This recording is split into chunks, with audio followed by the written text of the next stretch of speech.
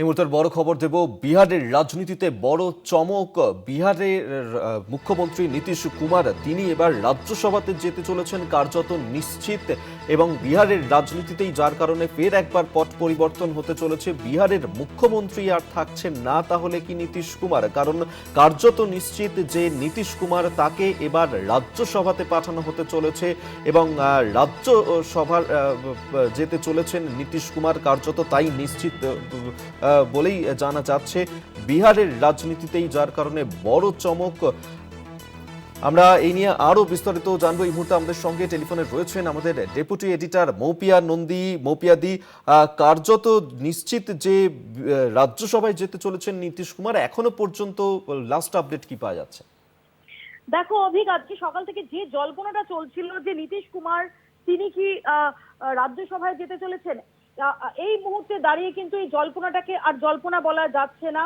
কার্যত এটা নিশ্চিত যে নীতিশ কুমার তিনি রাজ্যসভাতেই যেতে চলেছেন। এবং আমরা বেশ কিছু বিজেপির বিহার বিজেপির একাধিক নেতা এবং জেডিইউ এর একাধিক নেতার সঙ্গে আমরা কথা বলেছি, এবং সেই সূত্র মারফত বিহার বিজেপি এবং জেডিইউ সূত্র মারফত কিন্তু এই মুহূর্তে দাঁড়িয়ে এটা কার্যত নিশ্চিত যে এই নীতিশ কুমার তিনি রাজ্যসভায় যেতে চলেছেন, অর্থাৎ মুখ্যমন্ত্রী পদে তিনি ইস্তফা দিতে চলেছেন এবং তিনি রাজ্যসভায় যেতে চলেছেন। আমরা জানি যে গত নভেম্বরে বিহারে নির্বাচন হয় এবং সেখানে বিপুল ভোটে জয়লাভ করে বিজেপি এবং জেডিইউ জোট। যেটা সবচেয়ে তাৎপর্যপূর্ণ যে বিহারে এই যে বিপুল জনমত বিজেপি যে পায় সেটা নিঃসন্দেহে অত্যন্ত তাৎপর্যপূর্ণ ছিল। যদিও আগে থেকেই যেটা বিজেপি ঘোষণা করেছিল যে নীতিশ কুমারকেই তারা মুখ্যমন্ত্রী ফেস হিসেবে তারা এই নির্বাচনটা লড়েছিল, সেই জায়গায় দাঁড়িয়ে যখন বিপুল জনমত নিয়ে এই বিজেপি এবং জেডিইউ জোট তারা ক্ষমতায় আসে, তারপর দাঁড়িয়ে নীতিশ কুমারই মুখ্যমন্ত্রী হন। কিন্তু মাত্র 3 মাস কাটতে না কাটতেই আমরা দেখতে পাচ্ছি অত্যন্ত চাঞ্চল্যকর মোড়।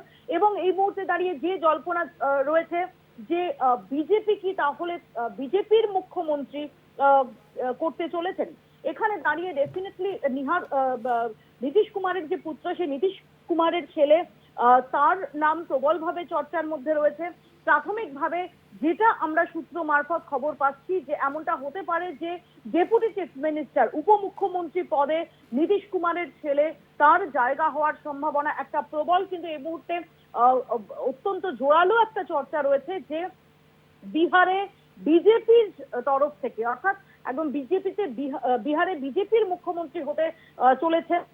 যদিও বেশ কিছু নাম ঘোরাফেরা করছে, কিন্তু এই নাম সম্পর্কে এখনো পর্যন্ত খুব স্ট্রংলি বলার মতো, খুব কনফার্মেশনের মতো কোনো জায়গা নেই। বরং আমরা দেখতে পাচ্ছি যে বিহার বিজেপির অন্দরে যে হালকা ছলে যে গল্পটাই যে চর্চাটা এই মুহূর্তে চলছে, অনেকেই এটা বলছেন যে বিহার বিজেপির অনেকেই এটা বলছেন যে নামগুলো বরং চর্চার মধ্যে আসছে সেই নামগুলো নাও হতে পারে, তার মধ্যে কোনো চমক থাকতে পারে। কিন্তু সবচেয়ে যেটা তাৎপর্যপূর্ণ, সবচেয়ে যেটা গুরুত্বপূর্ণ যে এই মুহূর্তে দাঁড়িয়ে নীতিশ কুমারের রাজ্যসভায় যাওয়ার যে জল্পনা সেটা আর জল্পনার স্তরে নেই। এবং আমরা কিছুক্ষণ আগেও যখন কথা বলেছি আমরা দেখেছি যে আজকে অনেক রাত পর্যন্ত, তুমি জানো যে আজকে হোলি, এই হোলির দিনেও বিহার বিধানসভায় অনেক রাত পর্যন্ত তৎপরতা চলছে। স্পিকার তিনি নিজে অনেক রাত পর্যন্ত আজকে বিধানসভায়, সব মিলিয়ে বিহার বিধানসভায় কিন্তু এই মুহূর্তে তুঙ্গে তৎপরতা। এবং যেটা আমি আবারও বলছি যে যেটা জল্পনার স্তরে ছিল আজ সকাল থেকেই ক্রমশ সেই জল্পনা জোরালো হচ্ছিল, এই মুহূর্তে দাঁড়িয়ে সেটার জল্পনার স্তরে নেই। খুব আশ্চর্যজনক যদি কিছু না ঘটে যায়, যেদিকে গতিপথ যাচ্ছে নীতিশ কুমার তিনি মুখ্যমন্ত্রী পদে ইস্তফা দিয়ে রাজ্যসভার প্রার্থী হতে চলেছেন। একেবারেই ধন্যবাদ মৌপিয়াদি। এতক্ষণ আমাদের সঙ্গে টেলিফোনে ছিলেন আমাদের ডেপুটি এডিটর মৌপিয়া নন্দী।